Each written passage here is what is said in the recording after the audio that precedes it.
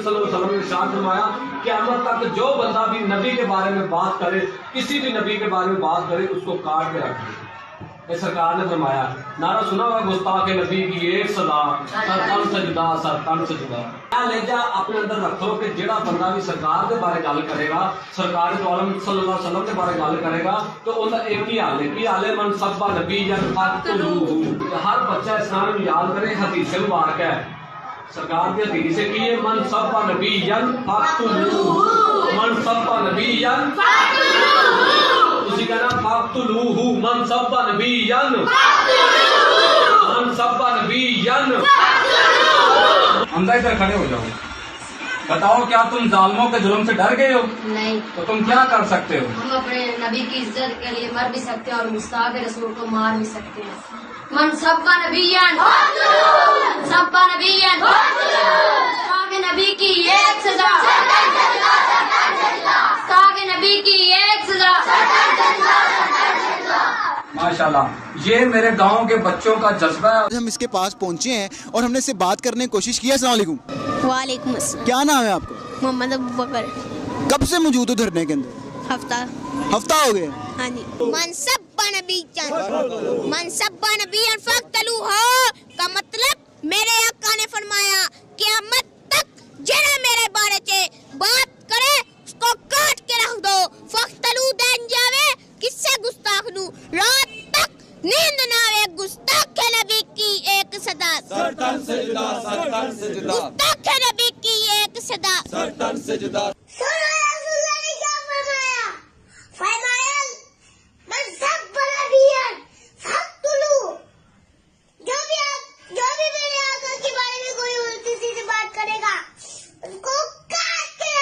मनसब नबियन, मनसब नबियन, मनसब नबियन, मनसब नबियन फक्तुलू।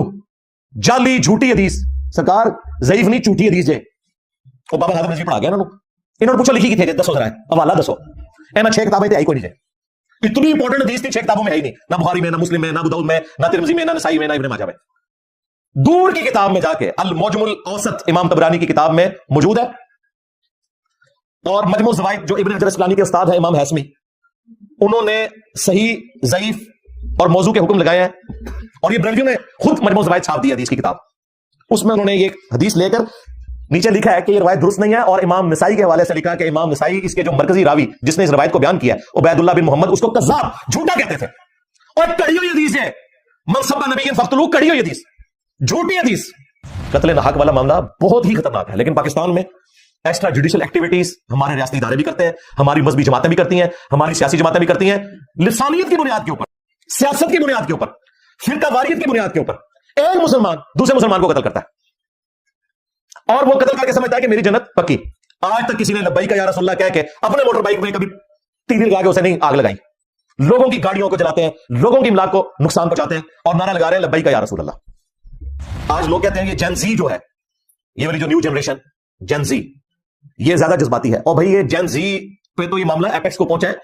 ये जेन ज़िया से शुरू हुआ है, वो जनरल ज़िया और ये जनरेशन ज़ी, वो डिक्टेटर जिसने पाकिस्तान में सऊदी अरब की प्रॉक्सी वार लड़ी, यहां पे दहशतगर्द तंजीमें देवबंद की बनाई गई, स्पाई साहबा और दूसरी, वही बाद में लश्कर जंग भी बन गई। और ये सब कुछ हुआ हमारे उस सबसे बड़े रियासती इदारे की सरकर्दगी में, ऑफिशियली।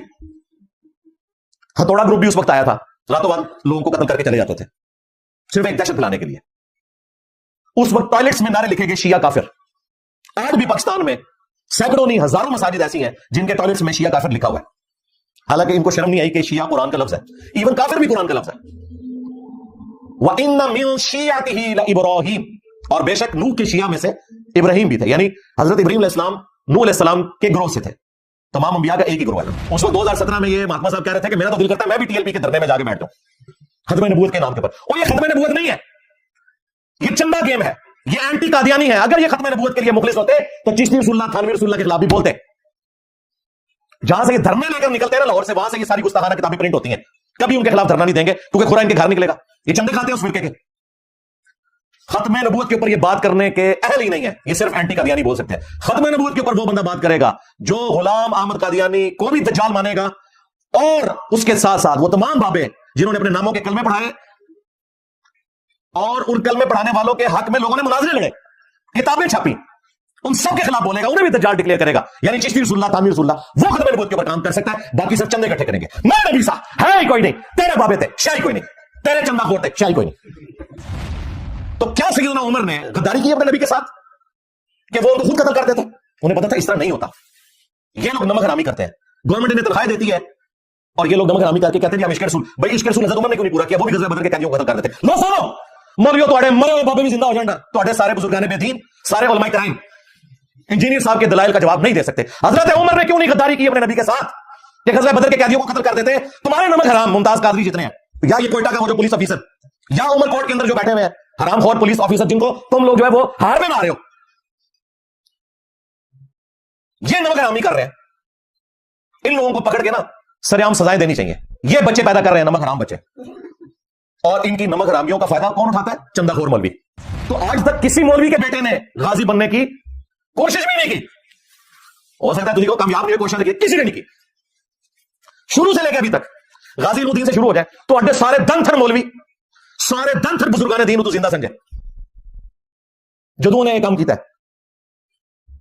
1929 में उसने एक्स्ट्रा जुडिशियल एक्टिविटी की थी, हम तो उसको भी दुरुस्त नहीं समझते, कानून नहीं आप हाथ में ले सकते। उसमें ये सारे बुजुर्गाने दीन जिंदा थे, किसी का बेटा नहीं सामने आया। बाद में इनकी आप बातें सुने, वो डॉक्टर इकबाल की भी आपको मिलेंगे जी, उन्होंने तरखाना ना मुंडा नंबर लगाया, डॉक्टर साहब तुझी के पे करते सब अल्लाह के बंदो, छोड़ दो, मजे लेते हैं ये तो अल्लाह का शुक्र अदा करें कि 29 फरवरी 2016 को मुमताज कादरी को फांसी दिया गया। अगर वो फांसी ना होती तो आज गली गली आपको कत्ल वारत नजर आता, कि लोग यकीन कर लेते कि बच जाएंगे, खैर जो मर्जी करे। सलाम है उस वक्त के प्राइम मिनिस्टर को, आर्मी चीफ को और चीफ जस्टिस को कि उन्होंने जुर्रत दिखाई और दिन भी रखा 29 फरवरी, ताकि बरसी 4 साल बाद आए। 29 फरवरी 4 साल बाद, ये जानबूझ के उन्होंने 29 फरवरी का दिन रखा था तय करके, वरना हर साल इन्होंने 28 फरवरी होता ना तो पहुंचा होना था इस्लामाबाद और तमाशा लगाना था इन्होंने। अभी भी उस नमक हराम की याद में इन्होंने मजार बनाया हुआ है, उसका अब्बा बैठ के वहां नोट छाप रहे हैं, देखे आपने वीडियोस में, अभी जलाली साहब भी गए हुए थे वहां।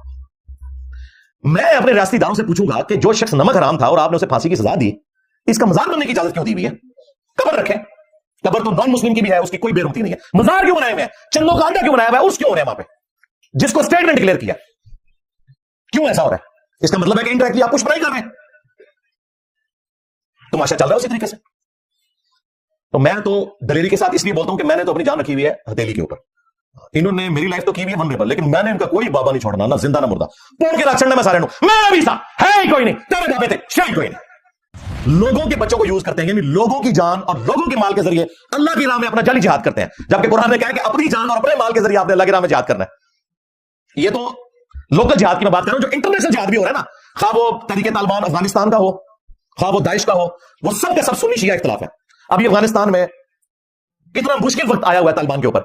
पहले तालिबान लड़ रहे थे अमेरिका के खिलाफ, अब दाइश लड़ रही है अफगानिस्तान में तालिबान के खिलाफ, क्योंकि दाइश अहले हदीस है और ये तालिबान देवबंदी है। जिहाद है, लो सुनो, कहते हैं जी वो जिहाद है। अली भाई जिहाद पे भी कोई बात करें, यानी अली भाई कह रहे हैं कि जिहाद गल करन अली भाई, और ऐसी जैकेट पाइए, अगर देवबंदी है तो देवबंदी की जैकेट पा के ते दाइश ते हमला कर देंगे, और अगर वाबियां तो वाबियां की जैकेट पा के ते तालिबान पे हमला कर देंगे। ए जिहाद है टोटल तोड़ा, और शाम में भी सुन्नी शिया कॉन्फ्लिक्ट सारा, कोई जिहाद नहीं है। और ये जो मोटिवेशनल स्पीकर जिहाद के ऊपर बात करने वाले फ्रॉडी है, आपको ये बता रहे हैं कि जिहाद हो रहा है, झूठ बोल रहे हैं आपसे, कोई जिहाद नहीं है। हाँ, फिलिस्तीन में जो मजलूम है उनके साथ है, उनके ऊपर तो काफिर मुसल्लत हुए में, उसमें तो कोई शक नहीं है।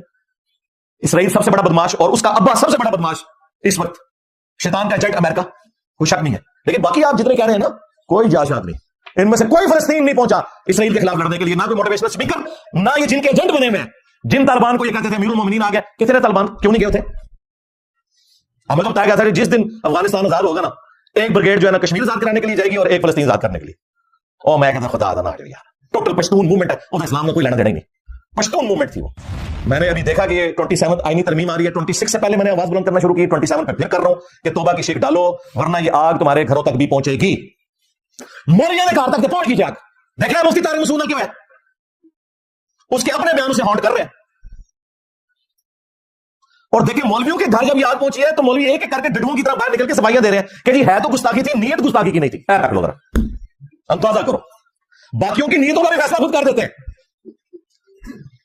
मजा की पैड़ा नहीं है ना, सारे निकले थे, जो बंदी मुफ्ती निकले, उन्होंने कहा हाँ गुस्ताखी तो हुई है, लेकिन उसने माफी मांग ली है तो छोड़ देना चाहिए। सरकार ये माफी वाली जो एमनेस्टी स्कीम थी, ये सलमान तासीर के लिए नहीं थी,